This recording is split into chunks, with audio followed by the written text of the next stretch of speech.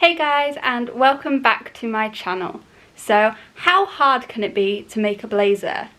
We are about to find out. This is the pattern and we're going to get started. First things first, we need to take the measurements. So the first measurement is across the back of the shoulders, shoulder to shoulder, and I need to write that one down.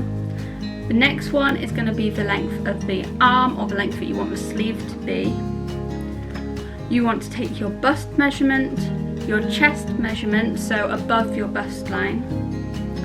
You want to take the measurement of your back length, so that is from the nape of the neck to the waist, and then you also want your waist measurement.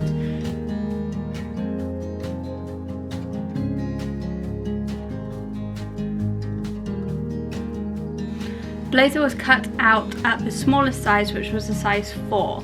This was too big for all my measurements, but looking at the pattern and assuming that it's an oversized blazer, potentially that's the measurements for the blazer and not for the body type it should be on. We'll find out as we're making it, but otherwise I've got some taking in to do.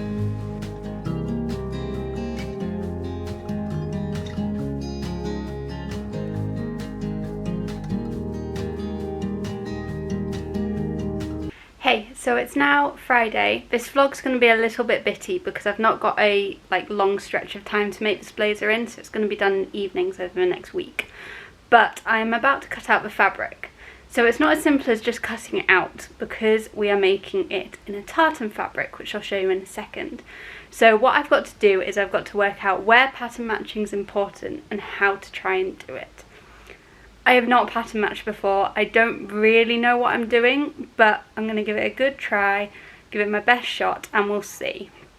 First thoughts are that the most important thing is to make sure that the horizontal lines line up nicely. If I can get it matched perfectly in places, the main places would be like down the back seam, potentially where the shoulders meet the front, although that's going to be the hardest bit to do. I'll try my best to get it pattern matched properly, but we'll see how we go and we'll see what we can achieve. So sorry about the lighting, but this is the fabric that I've got laid out on the floor. It's this really beautiful tartan with blues, greens and a red pinstripe going through it. Really, really lovely. I think I have 2.5 meters of this. Should be enough to do the blazer, but I'm not going to have tons of excess for the pattern matching. So we'll have to see what we can do. The mathematician in me has just had me sit down and measure what the pattern repeat is, and that's 16 centimeters, and the seam allowance on this pattern is 1 centimeter. So basically, when I'm cutting two pieces that are going to join, I need to make sure that one side goes 1 centimeter over the line where I want it to match, and then the other side goes 1 centimeter over in the opposite direction, the line where I want to match. So if I work out my centre seams as sort of defining points, I can maybe work out where that needs to be. But I'm going to start placing them on the fabric and see where I get to. I have pinned the first piece onto the fabric and I'm going to cut this out. So this is for the back, and obviously we will have a join down the centre back seam. So what I have done is I have put it sort of in a not obvious place. Is where the green goes slightly darker, as the seam allowance is marked on this pattern, so I can mark that up with where the seam is going to be, and then I can work it out when I place it on the other side and cut the other piece out. But also, rather than doing it on a pinstripe where if you lose the pinstripe it's going to be really obvious, I've done it somewhere where I know that it is, but it's not going to be obvious as it goes in and out, because this piece is not straight, so it won't match up absolutely perfectly down the whole thing. For the next piece, I have lined up the tape measure with where I cut the last piece, and as I know that it's a pattern match or a pattern repeat of 16 centimeters, I'm going to look along to 16 centimeters and then take 1 centimeter for seam allowance, and that is where I'm going to pop a pin first of all. I'm going to pop a pin there, and then I'm going to line the next pattern piece up with that. Good morning guys. So it feels like it's been that long since I last filmed a clip. It's probably a week or so, but we've been that busy. We're doing a bathroom renovation, and when you're doing that and your house is a mess, you don't really have the time or the energy to do any sewing. But I've got as much time as I can put to it today, and hopefully some time tomorrow. So we're going to start on this blazer. Also, I just wanted to say I'm really struggling with allergies at the moment. So if I look or sound a bit disgusting, I'm sorry, bear with me. I'll be back on full form again soon. But we're going to start on this blazer. I'm going to start putting it together. I'm not going to go through every single step with you because I think this video would be far too long. We've already got a lot of content as far as like pattern matching, etc. So I'll sort of show you at the relevant stages, show you any finishing offs or any more technical parts of the garment, and we'll see where we get to. So the first step that I have done is making the collar. So the under collar, you have two pieces joined together down the middle seam, and then you place the top of the collar on top of that and sew around the edges, leave a little gap to turn it out, and then I have stitched that down. That should be encapsulated into the neck seam so it won't be seen. So I've just done a little line of stitching without any reverses on that. The next step is for the jet pockets. It actually says to make the flaps up first, but I didn't cut the fabric for this because I wanted to make sure it was exact for where I'm going to put the jet pockets. So I'm going to do those and then cut the flaps. So for the jet pockets, I've got both my front pieces laid out first, and I'm going to mark on where they're going to go. This is marked on the pattern, so I'm following the blue lines, so I'm going to put a mark there and a mark there and pin it, and then I think the first step is to do a line of stitching between the two marks so you know where they're going, and that's going to get done on both sides of the front. The next stage is to do the pockets, and it's a jet pocket. I'm not going to lie to you, I've just done one and I did do it wrong, so I'm going to show you what I've done. I'm going to show you how we should do it on the next one, but I am going to copy what I did on the first one just so I've got matching pockets, otherwise that will really annoy me every time I put the garment on. Right, so this is the first pocket, and instead of sitting like this, it should sit like that. Okay, but I cut the wrong piece of fabric, and I'll show you at which point that I did that and how you'd get it to sit right. But that's all in, and you've got the lining for the pocket behind there. So it will sit absolutely fine because we're going to have flaps coming over. As long as the flap's big enough to hide it all, then it's not going to matter, but it's a little bit annoying, I'm not going to lie. The first step is to sew on the facing pieces. So there's two facing pieces. We've already stitched the line in for showing where the pocket is going to be, and that's the line that we'll cut down to flip it all the right way out. So we're going to stitch these down, and we're just going to do it 1 centimetre in and just along the length of the pocket on both of those.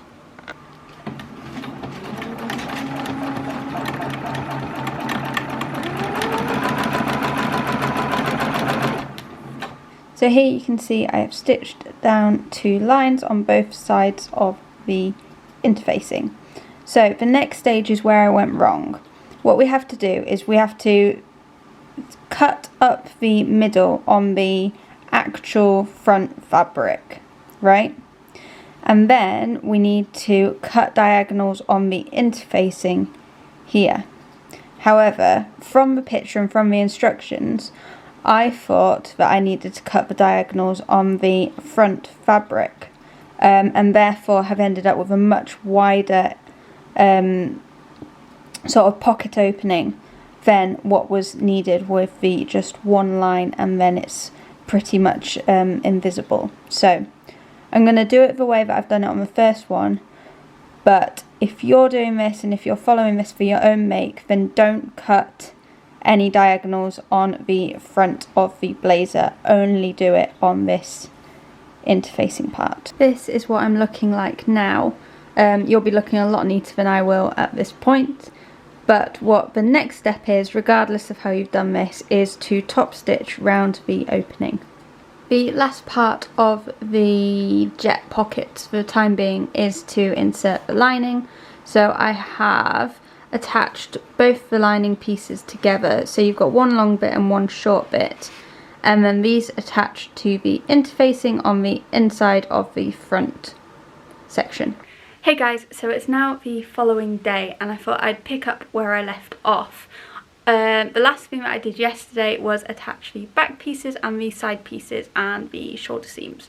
So I didn't show any of that because it was pretty basic, simple, just attaching the panels together, but I thought I'd show you the first look at the fit, and it's good. It all fits, which I was a little bit panicked about because of the sizing and the measurements, and I didn't really know whether I'd cut it out right, so we're happy about this. The other thing to note is it looks like it will pattern match on the front, which again, very happy about. This is the first look at the blazer. It's going to be hard for me to do this without a mirror in front of me, but it does cross over, it does match at the front. The shoulders fit nicely. I've got probably just enough room to put the sleeves on with seam allowance, and they should still fit really nicely. It's like an oversized fit, but not too oversized. I've put it on over a jumper. It's not the thickest jumper ever, but it's definitely something I'd wear underneath this type of garment, and it fits nicely.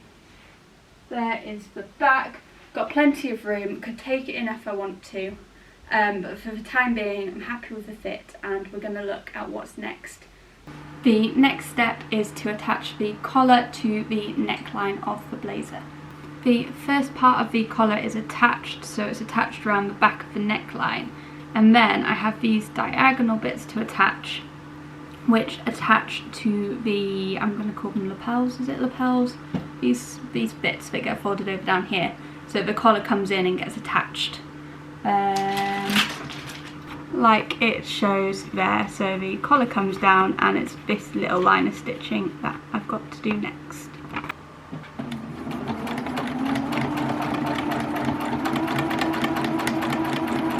The last step of the collar is just to cut some notches into the seam allowance so it sits nice and flat where it curves or where there are corners. Okay, so just a quick little update. I have attached the facing pieces for the body together here, and I'm now going to look at attaching these to the blazer. So the instructions are quite difficult to understand for this next bit. But what I've done is I have pinned the facing to the blazer just around the neckline and where the lapels start. I'm going to stitch it in sections because some of it fits and some of it I can see me getting puckers if I take it too quickly. So I'm going to stitch this back neck section first, so shoulder to shoulder, and then I will come in from the sides and do where the lapels start.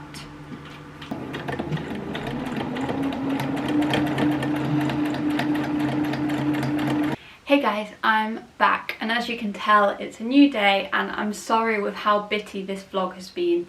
It's not been my intention, but I've just not had long amounts of time to sew, and there's a reason why I didn't finish it off the other day, which I'll get into in a second. But I thought I'd join you, new room, we'll have a jazzy orange background for this clip, why not? And I'll show you where I've got up to with the blazer and what I'm going to do next. Okay, so the easiest way to show you this blazer is on this coat hanger, and we've got the collar in place. Right, the reason why this is now, what, 3 days later, is because attaching the collar was an absolute nightmare.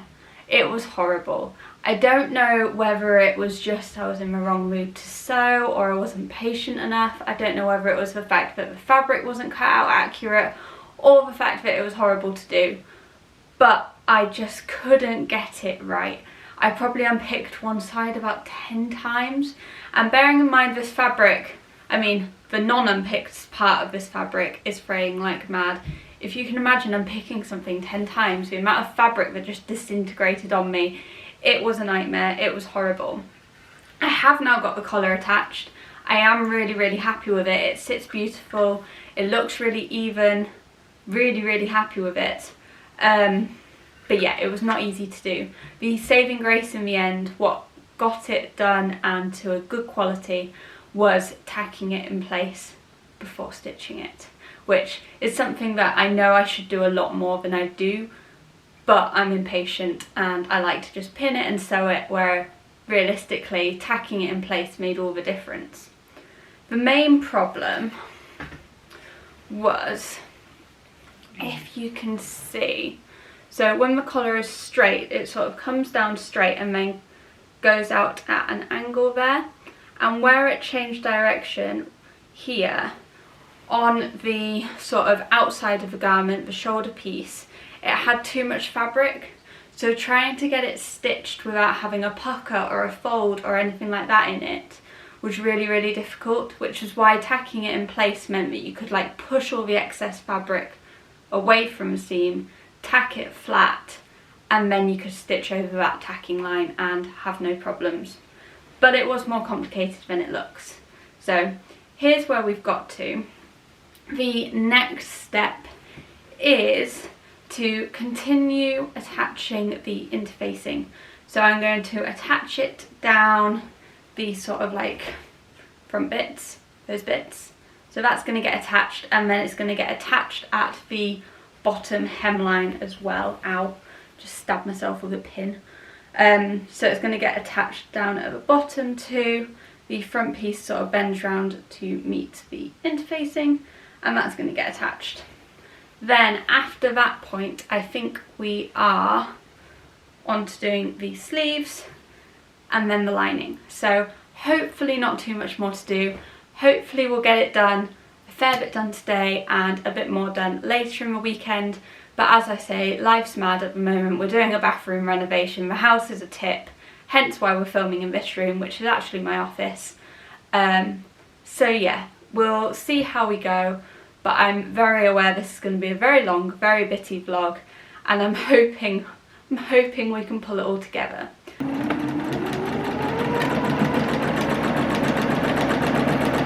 Okay, so I'm finally feeling very positive about how it's turning out. I'll show you what I've just done, but it's definitely looking a lot more like a blazer.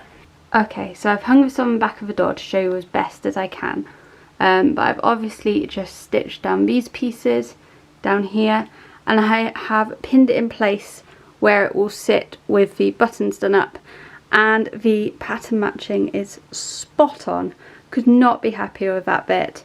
Really pleased. I've also sewn the first part of the bottom hem, which lines up on both sides, and then the rest gets attached with the lining. There is an option for this blazer if you didn't want to line it. You'd basically put the sleeves on as the next step, and then hem the bottom and hem the inside of the sleeves. I will be lining this, but I thought that was worth a quick mention. We have sleeve section number 1. This is obviously the top that fills the armhole, and then the length of the sleeve there. And then we have sleeve section number 2, which attaches to, where can you see that bit there? So then that creates a full arch at the top, and then it gets seamed to make it cylindrically. We now have 2 sleeves constructed. Here we go. And the next part is to pop them into the blazer. But my main top tip of popping sleeves in is to do basically a basting stitch, otherwise called an ease stitch, round the top curve of the sleeve. So you want to put your sewing machine on the longest stitch setting, and not reverse at each end. And this basically means that when you're pinning it or tacking it or whatever you want to do into your blazer, you're able to adjust it a little bit, gather it slightly so that it fits the hole perfectly. You don't want something too gathered, so if it's far too big for the hole, you probably want to take in some of your seams that are underneath. But a little bit of gathering will still sit nicely as long as it's all nice and evenly done.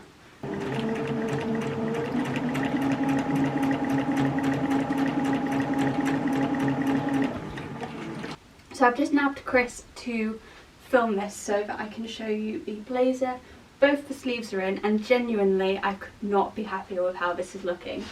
So They both went in absolutely fine, no issues with that. The ease stitching definitely helped. Really happy with the pattern matching, the fact that the sleeves line up with the front of the blazer, which I hadn't expected to work, but really happy with that, how that's worked. And yeah, the fit's looking great. So it will cross over and do up, but still got the sort of oversized look. And I can also move my arms, which I was worried this was going to be too small, having done the size 4 instead of what I'd normally do, like a size 8 in clothes. So really happy with this. Gonna have a quick break and get some tea, and then I'll probably be back with you in a little bit to do the lining. Okay guys, so I am back. I've had some tea. I'm going to struggle with filming much more tonight because the light is very much disappearing, hence we're a little bit orange in here, but I'll do my best to show you what I can. I'm going to start on doing the lining of the garment, so I'll see what I can show you and explain what I'm about to do. So I have turned the blazer inside out to sort of show you what's missing and what we have got. So on the front of the blazer we have a arch on each side which needs lining, and then on the back of the blazer we have this bottom panel which is missing. So what I'm going to do is I think that's 2 pieces, and then you have a piece for each side on the front. So I'm going to join all those panels together, and then that will stitch in place to the facing that we've already got here. I'm also going to use a technique called bagging out. So basically I need to leave a hole down the centre of the back between the lining pieces, so that when I attach all the lining to the garment I've still got somewhere to turn it out and basically bag it out as such.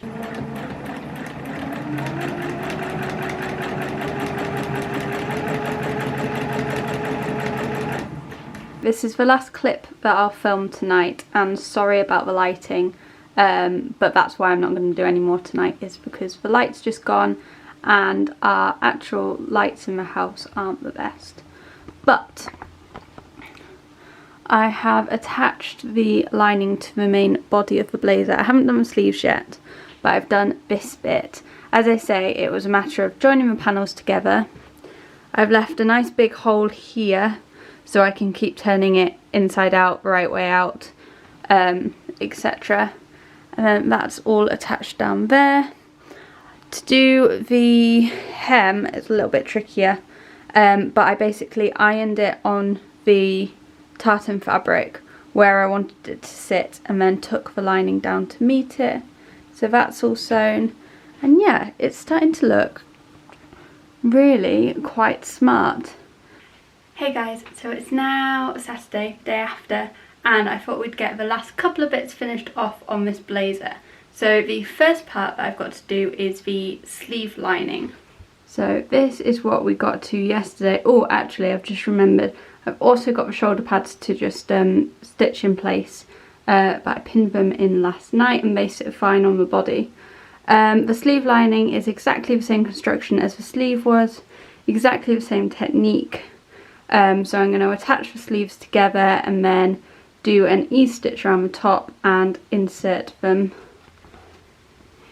into the facing that's already there, if you can see that.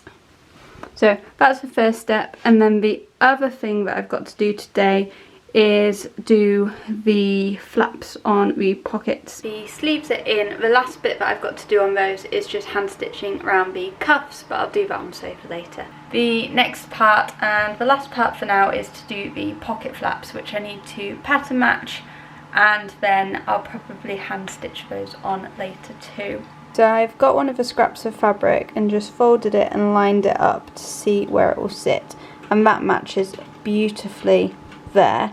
I'm then going to get the pattern piece, lay it over the top, allow for the seam allowance, and then cut it out, and hopefully it will work and be in the right place. Okay, so here is the final blazer and the final fit. Just one note, I will be putting buttonholes on this. I haven't yet because I can't do it at mine, as I said earlier, So I'll go around to mum and dad's and pop some buttonholes.